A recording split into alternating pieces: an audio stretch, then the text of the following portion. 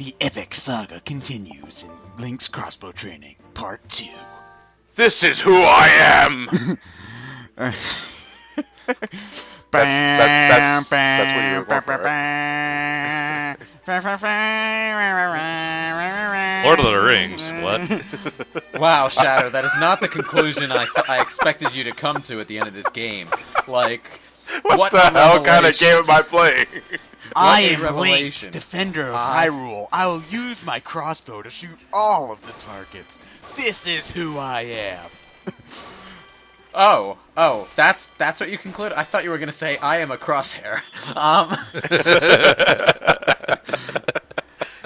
Yeah, just instead of the little target pointer, just replace it with Shadow's head. All hail Crosshair. Crossbows rise again. Hero points again.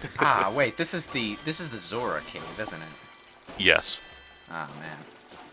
You can't shoot through the waterfall. No, it'll block the crossbow bolt.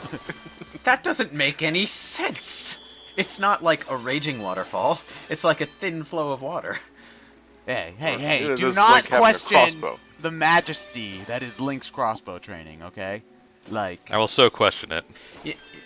You know, the only thing I ever think of when I see the Zora cave in this area is that one waterfall in the first world section of Tomb Raider Anniversary, where I just amuse myself for like half an hour climbing to the top of the waterfall and swan diving to the bottom over and over again. And you don't break your neck trying to do this.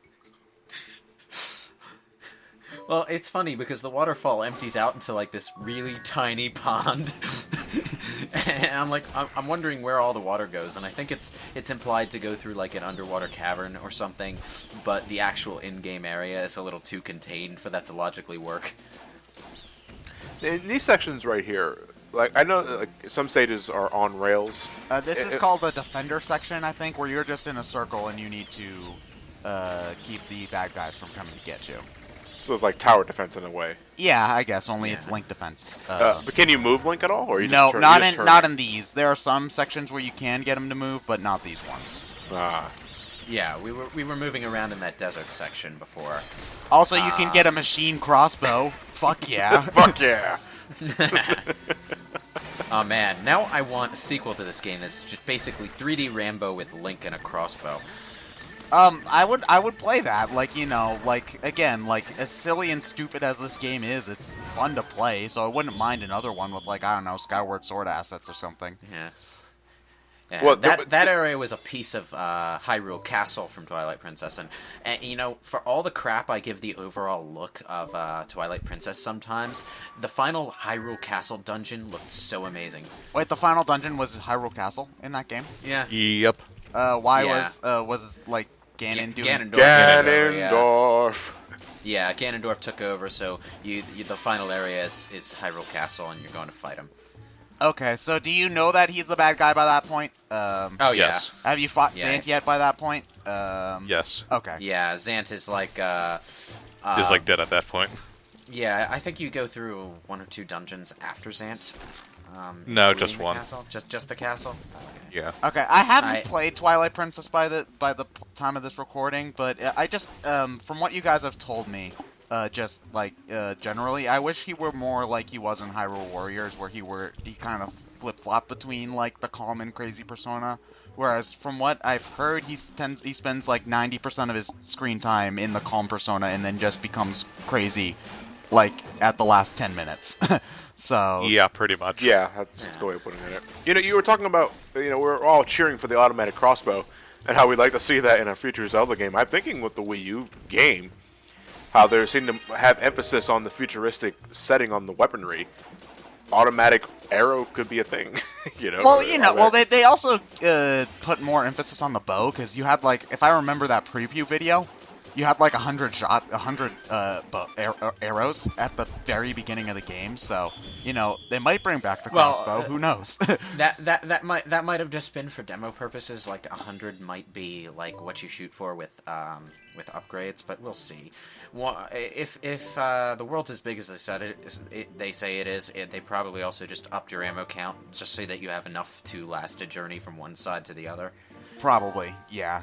Because if it's anything like old Zelda games, whenever you cut grass, you will always get the thing you need the least. Oh, I'm at 2 hearts. Look at a bunch of rupees, but my rupees are maxed.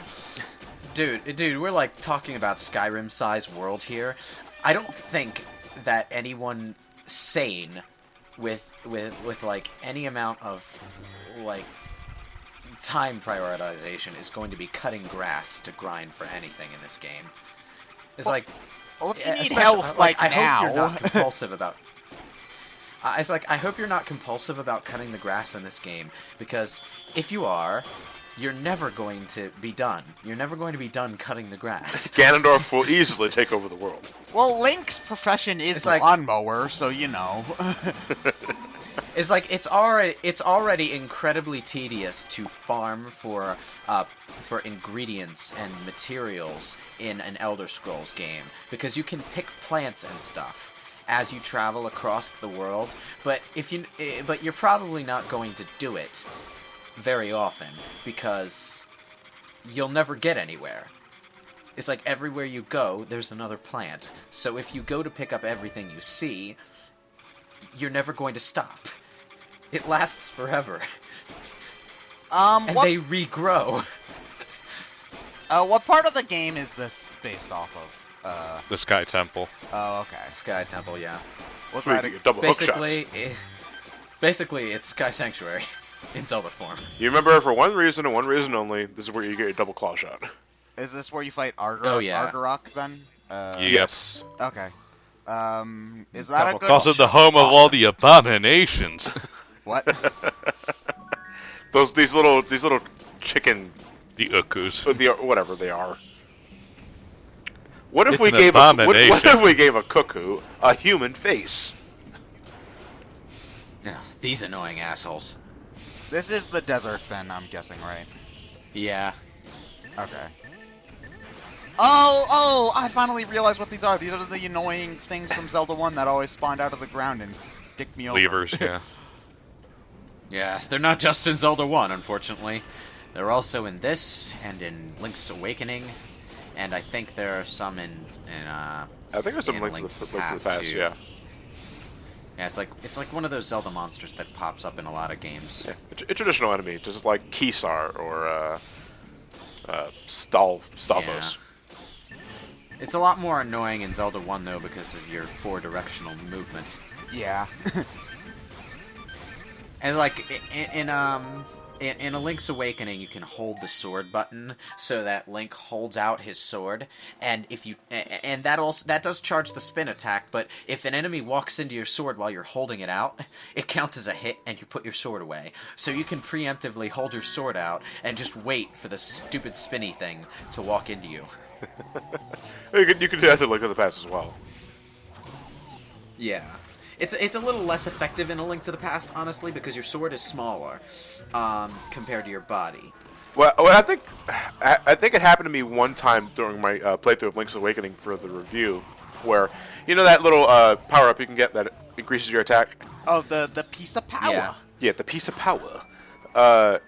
Any enemy you hit goes launches across the room and they explode in the wall, which I always thought was really satisfying.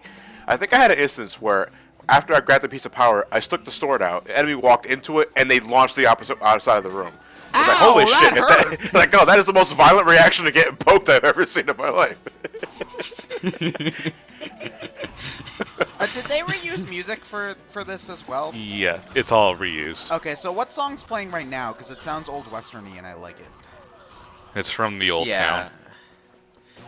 You don't remember what it's called, do you? No. Okay. I know where it's from in the game, but I just don't know what the piece is called. Yeah, there's this old westerny town at the toward the foot of Death Mountain. It's very it's this. This is the town. I think it had this music track. Yeah. because Really? I enjoy the piece. So They used it for Smash Brothers Brawl, and I think it's in Smash 4 as well. Wait, they did? What's it called? Yeah. Wait, it is? Are you sure? Mhm. Okay. Well, now I think gotta so. now I gotta look it up because. Oh yeah, I got a silver medal. Woo! Yeah, I don't have particularly good scores in this, but so this isn't like a 100% playthrough or whatever, but yeah. It might have been one of those tracks that's set by default to lower odds of showing up in a stage. I suppose. I hate when they do that, though, because it's always the tracks I like that get set to that, and I have to fiddle with it myself to get those tracks to play more often. No, from Twilight Princess, the only songs I'm seeing are Hyrule Field. Oh, Hidden Village is There you maybe. go. Yeah, That's Hidden it. Village. That's it right there. Maybe I just never unlocked that one, I suppose. Okay, well, I'm gonna... Twilight... Now, I haven't seen the end of this game, but at any point do the targets become like cardboard Ganondorfs or Ganons? No. Xants? No. You fight a Dark Nut? Oh, missed opportunity. They should just be like cardboard cutouts of like every Zelda villain known to man. You know what? One of these days, someone in a Zelda game, like after some kind of side quest that involves fighting Dark Nuts, should just dub Link the Nutcracker.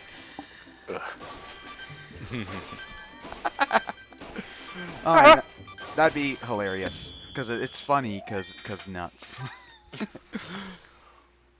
The Dark Nutcracker. Okay, now I'm imagining Batman doing the dance of the sugar plum. The Dark Nut Rises. Now we have a rail shooter that's on the back of a... Quick, we have to protect the milk. This is What is this? the Bridge of Eldin part, right? Yeah. Because you run over. I do yeah. remember you run over the bridge. Don't save your game after it crumbles. Yeah, like this is supposed to be like every time I hear about it, it's like brought up as this big climactic part of Twilight Princess. Is it actually a big climactic part, or is it lame? It's where you play chicken with the Bulborb, Wait, what? or whatever the enemy type is called, a goblin or something. You fight something that runs straight at you and stuff, And it's also like this one particularly nasty glitch. I think it was only in the first versions of the game, where after the part where the bridge collapses and you're on the opposite side, if you save the game immediately and reset, when you load it up, you'll be on the other end of the bridge. And you can't trigger the rest of the game. Yeah, it's collapsed and there's no way you can proceed. And so you have to play the whole game up. Yeah. How far Yes. into the game is that point? I don't remember, honestly. It's about the third point, I think. Either way, you're losing a lot of time.